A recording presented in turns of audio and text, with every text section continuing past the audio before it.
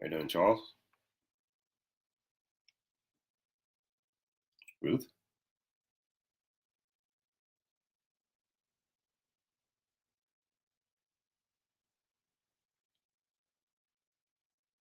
Lisa? Kat? Sister Walker?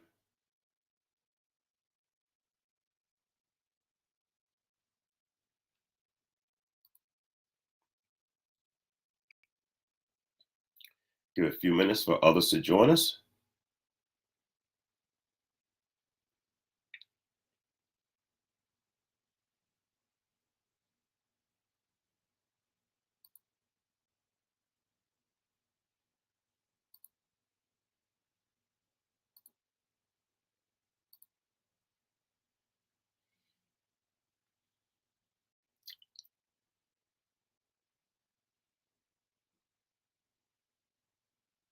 Got Casey?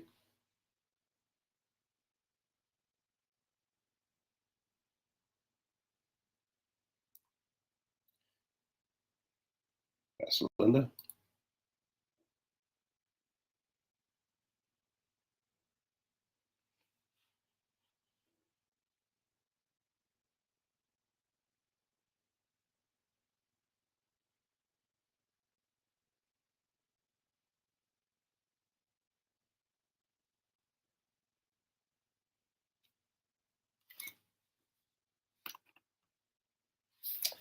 Okay, we're almost ready to get started here.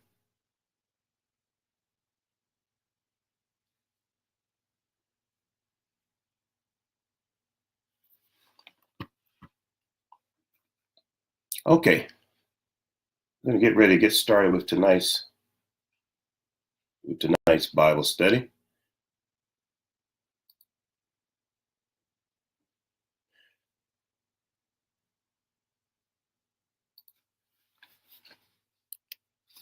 Well, welcome to tonight's Bible study.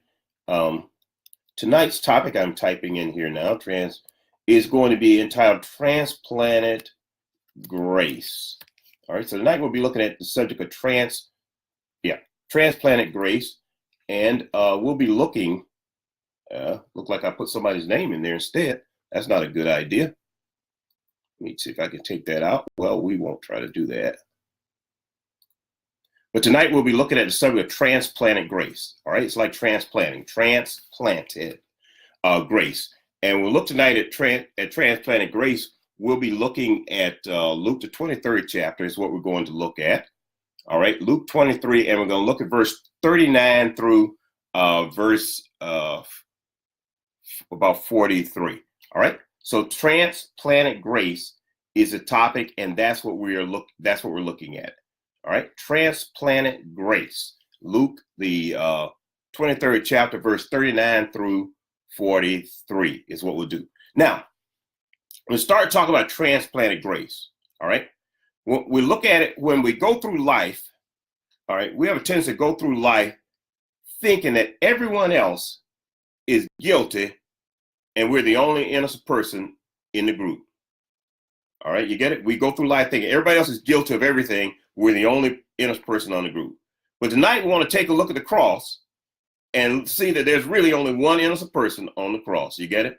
We'll find ourselves in life where we're going through and we're hanging on the cross and someone else on the cross. We figure we're the only one innocent. Okay? But transplanted grace, all right, lets you look at yourself before you start looking at others. Let me say it again. Transplanted grace is that kind of grace that has you looking at yourself before you look at someone else. They're on the cross and you believe they're guilty, but you think you're innocent.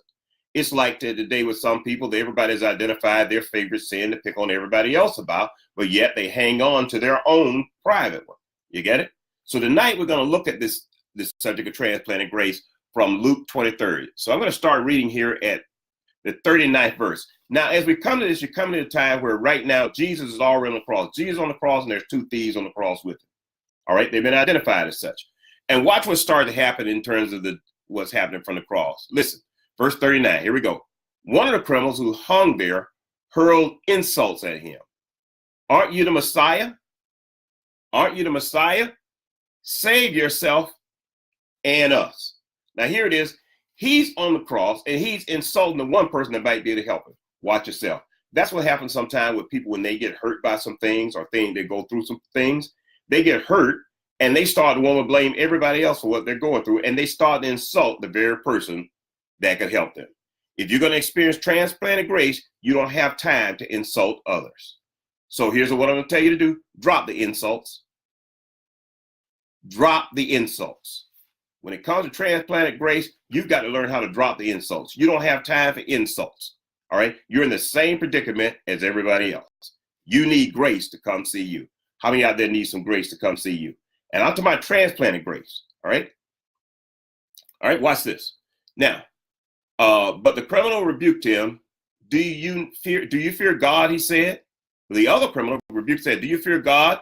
Since you are under the same sentence, we are punished justly, for we are getting what our deeds deserve. What our deeds deserve. What our deeds deserve. Watch that. But this man has done nothing wrong.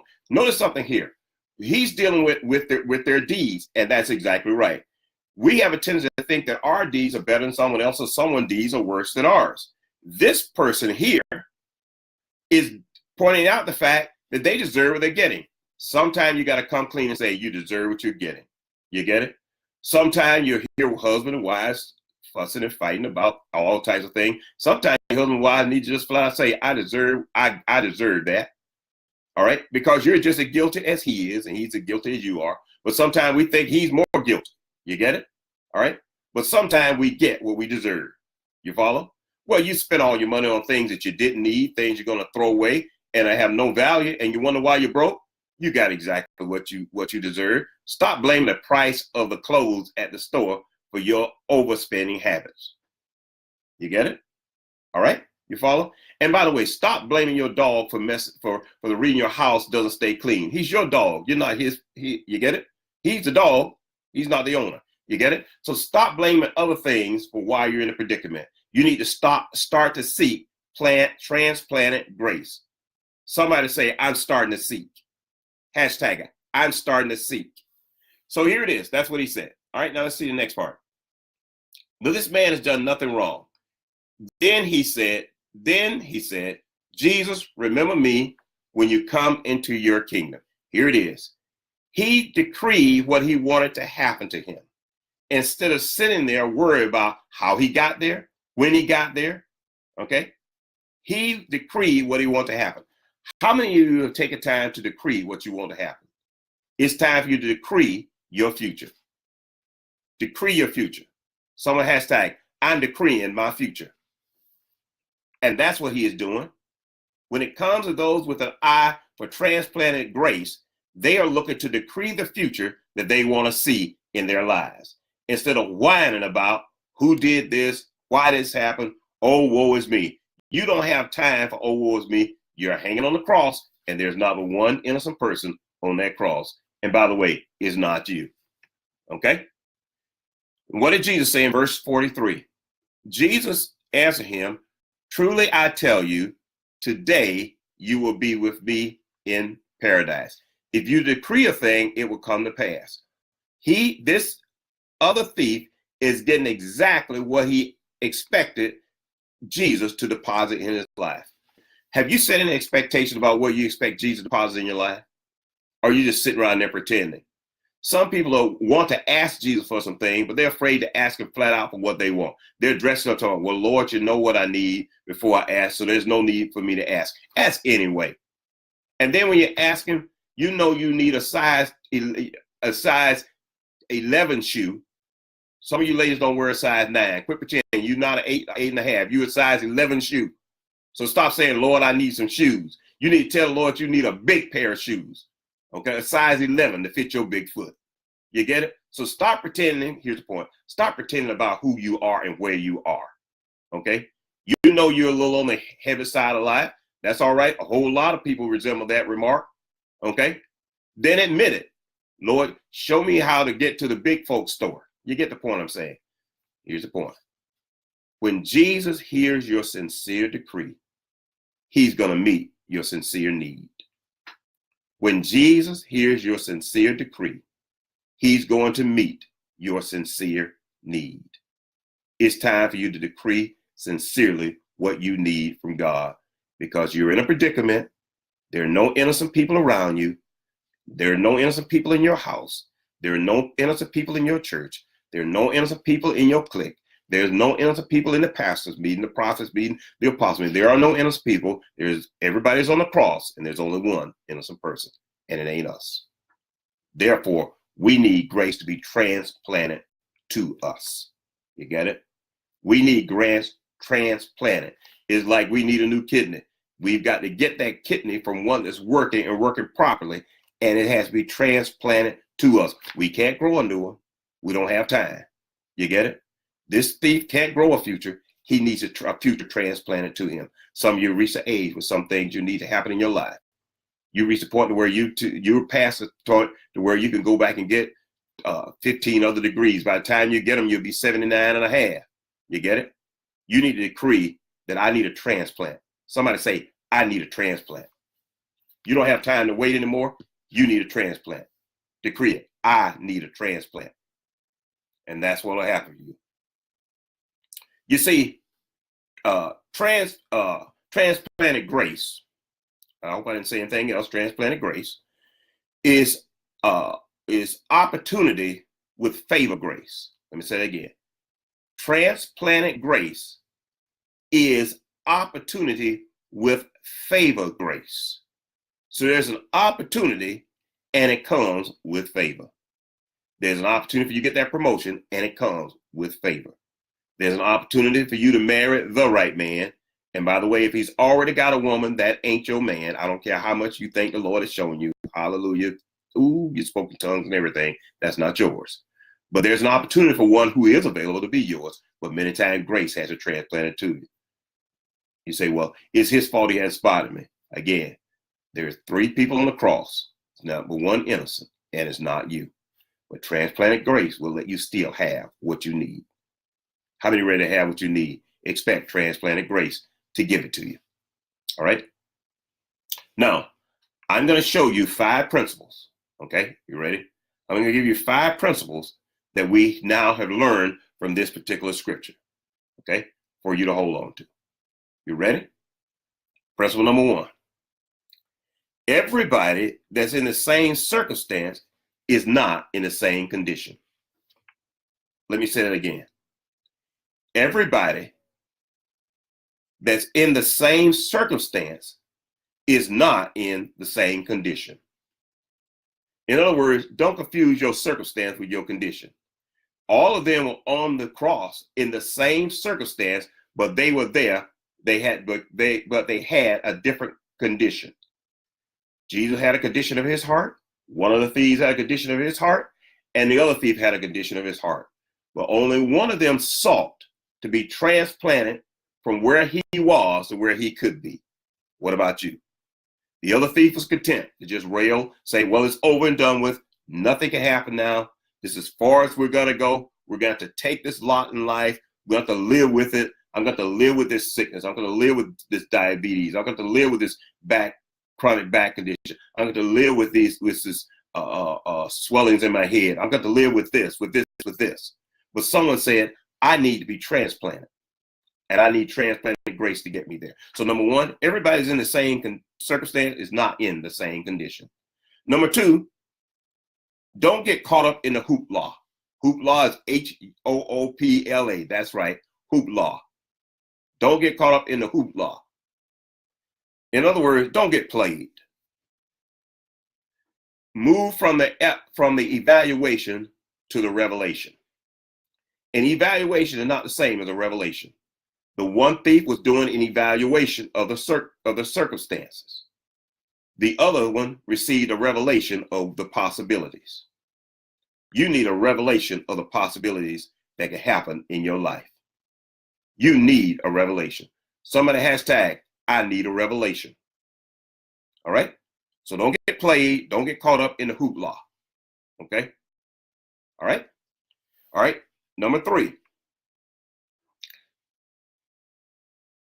Seize the opportunity. Seize the opportunity. As in, capture the opportunity. You need to grab that opportunity when it comes by. In other words, you need to learn how to hang in there Okay? Even after hope says die. Seize the opportunity. Capture the opportunity. In other words, hang in there. Even after hope says die. You're going to hit a situation in your life where hope's going to tell you to roll over and die. Well, I want to tell you something. You're in the vicinity of Jesus. You're in the vicinity of help, and you're laying there and roll over and die. I don't think so. The devil is a lie.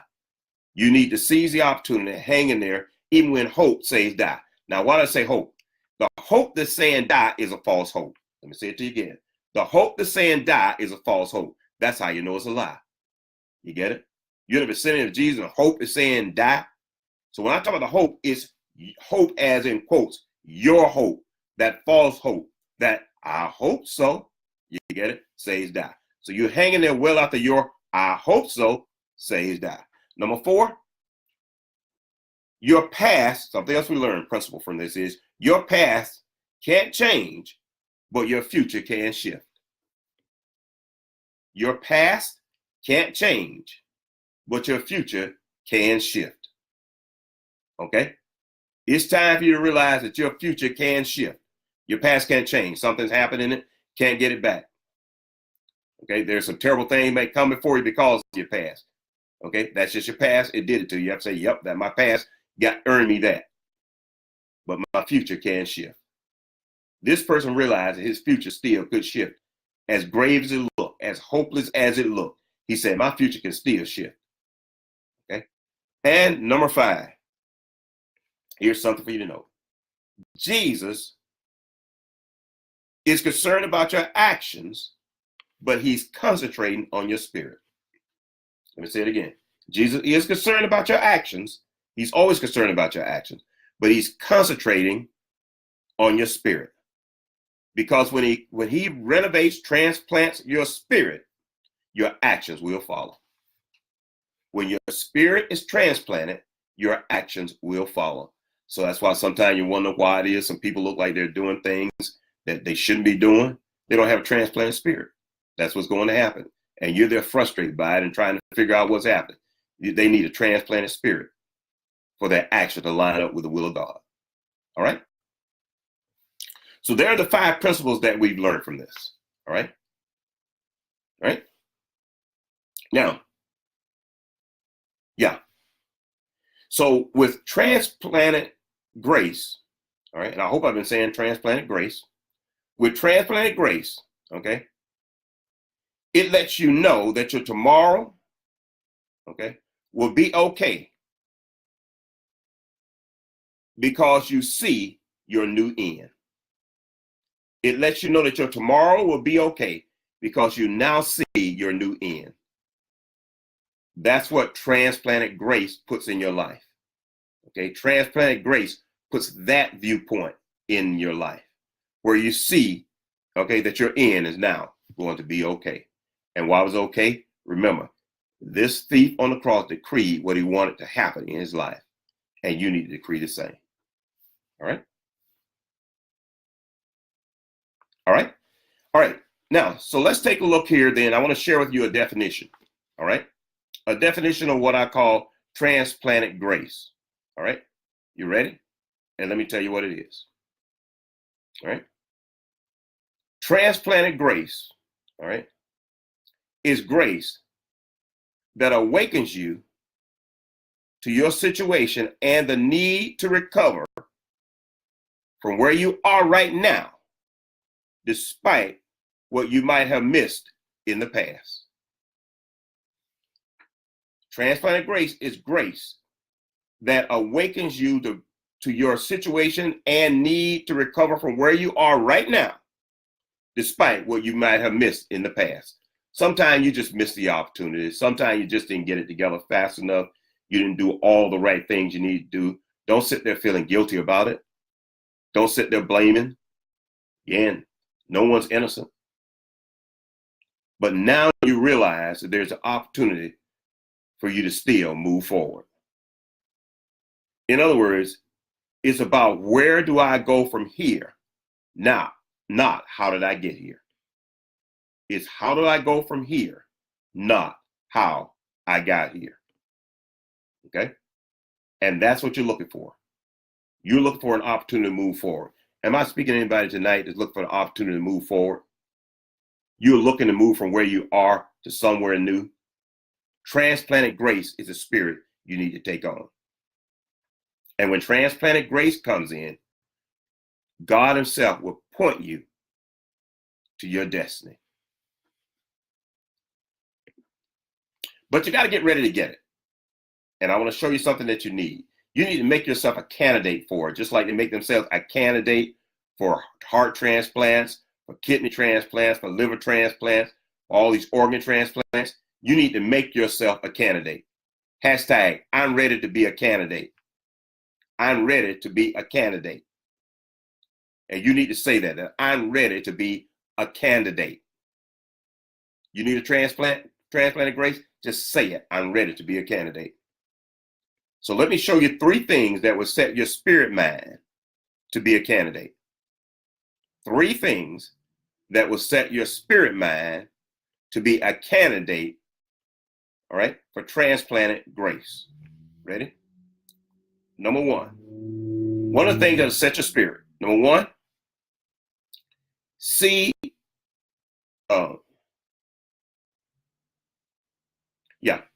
yourself, see your own circumstance before evaluating others. See your own circumstance before evaluating others. Got it? In other words, don't play the blame game. Refuse to play the blame game. All right? See yourself, see your circumstance before evaluating others. And we don't do that, do we? We want to start to evaluate someone when we're the one in trouble and we're evaluating others. We're the one to hurt feelings, but we want to evaluate somebody else hurt my feelings. Nobody hurt your feelings. You put your feelings out there and you let them get stomped on. You're the one that let your emotions take advantage of it. Yes, people will do things. Yes, things will happen. But welcome to real life, folks. Wake up.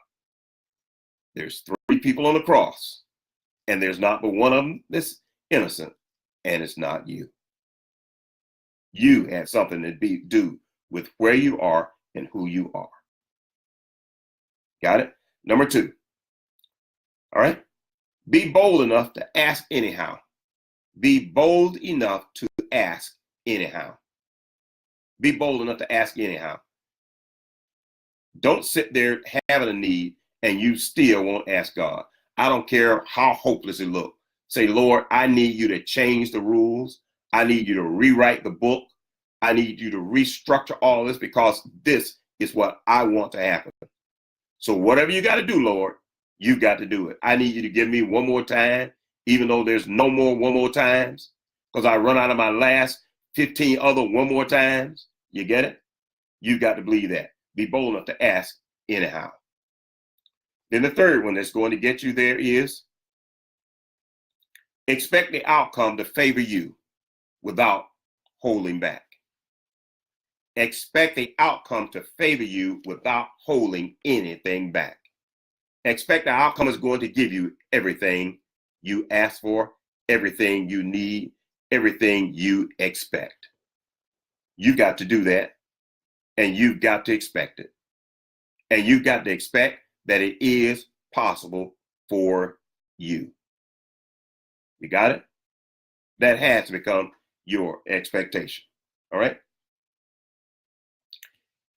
And when you do this, you'll start to walk and believe that God's glory is going to cover your circumstance.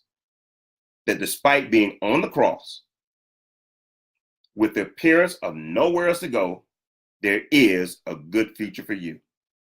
That's what one person experienced on this cross. You can be that one. Hashtag, I'm the next one. Hashtag, I'm the next one. I'm the next one. I'm the next one to receive this grace, God's glory to overshadow me and move me forward despite my yesterday.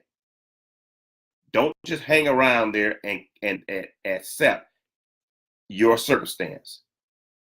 Let your transplanted heart change your condition, and it will do it. What transplanted grace does, it will sanction your worthiness despite your worthlessness. Transplanted grace will sanction your worthiness despite your worthlessness. You may be worthless, but transplanted grace will make you worthy. That's what it will do. And that's what you have to expect. So tonight, I've been talking about transplanted grace. It's that grace that is going to make you worthy despite where you are, despite what your works show, despite what your actions show. You now realize that you missed something, and now you have a heart that you've chosen to turn over to God. So transplanted grace says never write yourself off, because with God, it's not about how bad it looks to the world. It's how much you expect God to make a way somehow. Expect more than you can feel and see the impossible. This is Dr. Anthony Revis, Faith Ministry Church, Midland, Michigan, USA. God bless you.